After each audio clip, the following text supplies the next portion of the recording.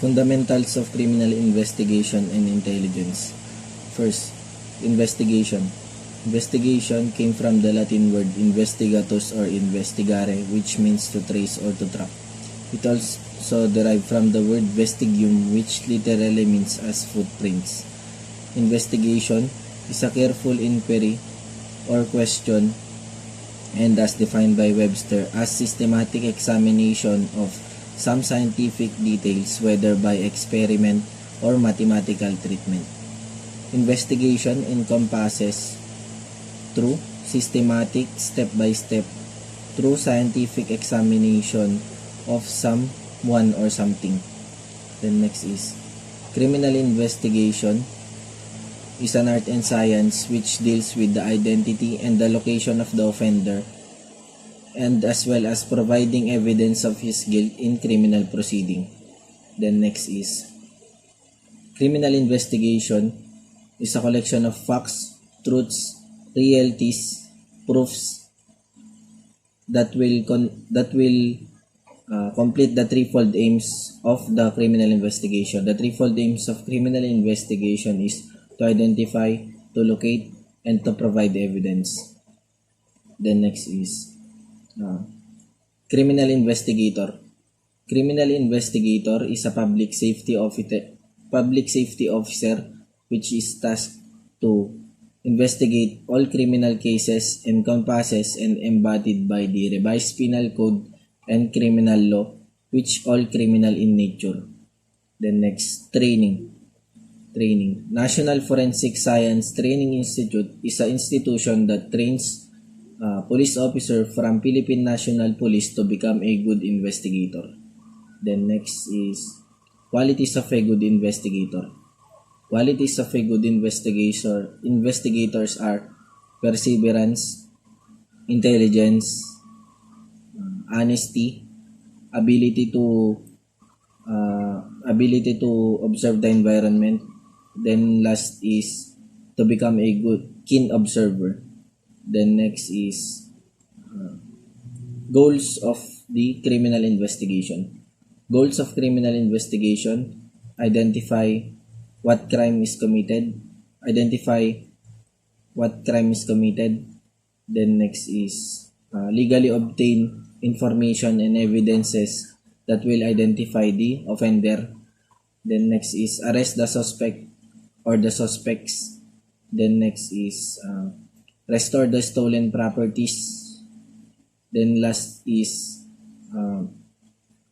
present the best possible case to prosecutor's office.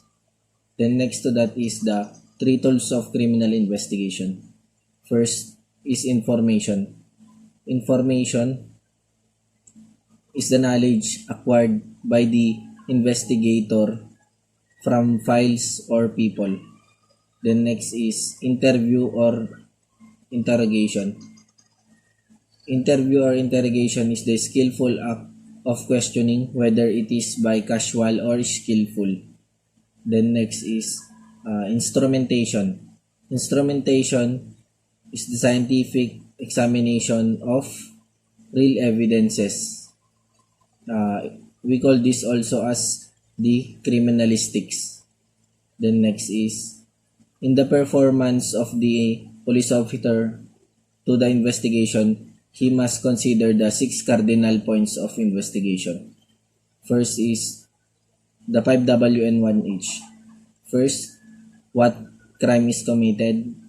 Then next, when is the crime is committed. Then next, where is the crime is committed. Then next, who committed the crime. Then next is why is the crime is committed. Then lastly is the how is the crime is committed. Then next to that is the sources of information. There are 3 sources of information. First is the open source, also called as overt source, came from files and peoples. Then next is the cultivated source, is the information furnished by the informer and informants. Then lastly is the grapevine source. information came from the prison or prisoners. Then next to that is the distinction between informant and informer. Informer gives information with asking remuneration, while the informant gives information without needing remuneration to the information he was given. Then next is informants. This type of informants gives and provides information to the law enforcement while refusing to give his identity, him or herself. Then next is rival elimination informant. Give information to eliminate the rivalry from persons, gangs, due to competition or other motives such as revenge. This type of informants, his motive is to eliminate rivalry. Then next is false informants. These informants we also called as chismis. Then next is frightened informant. Frightened informant gives information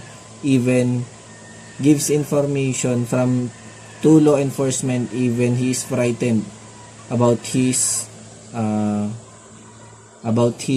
positions. Or then next is self-aggrandizing informant.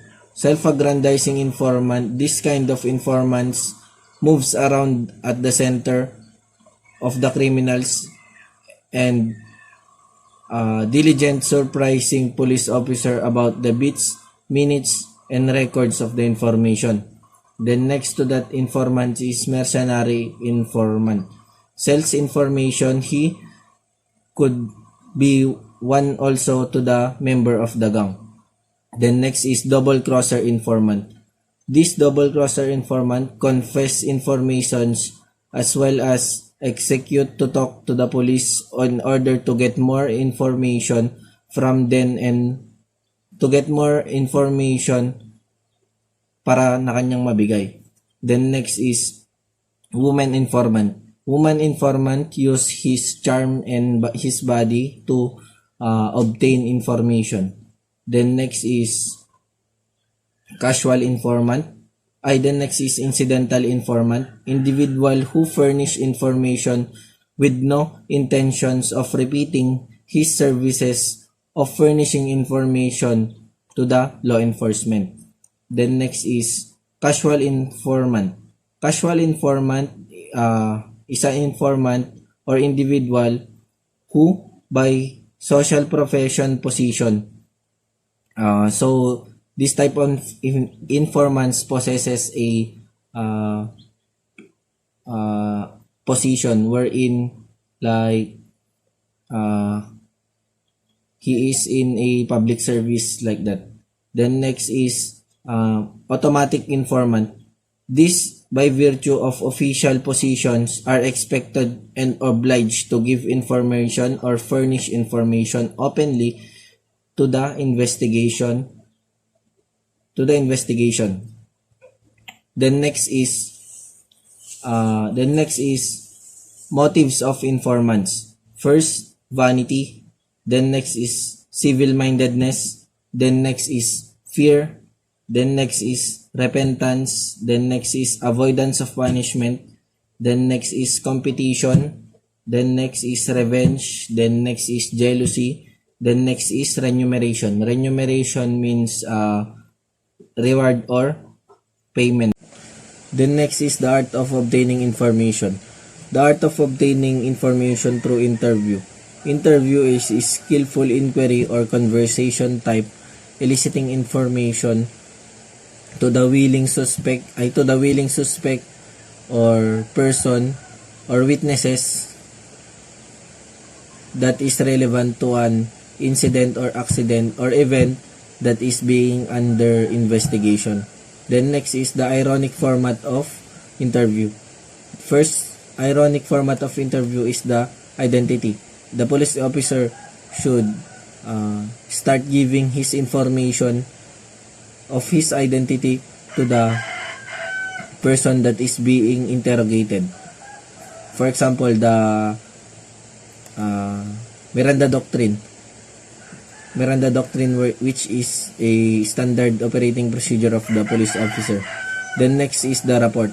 It is good to get positive feeling to the subject towards the investigation, such as friendly atmosphere and a vital both sides subject and investigator to have a better interaction. So through good relationship or rapport to the interviewee,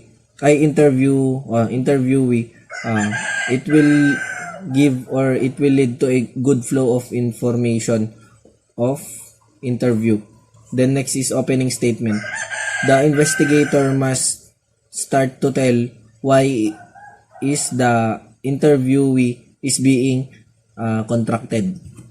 Then next is the narration or pagkukwento. The witness should be allowed to tell the knowns of his story, and while the interviewer will focus to the stories. Then next is the inquiry. After all the information have been given, the subject that is the time that the investigator should ask question to clarify about the crime that is under investigated. Then next is conclusion. After the interview finished, the police officer or the investigator should give credit to the interviewee for his participation on the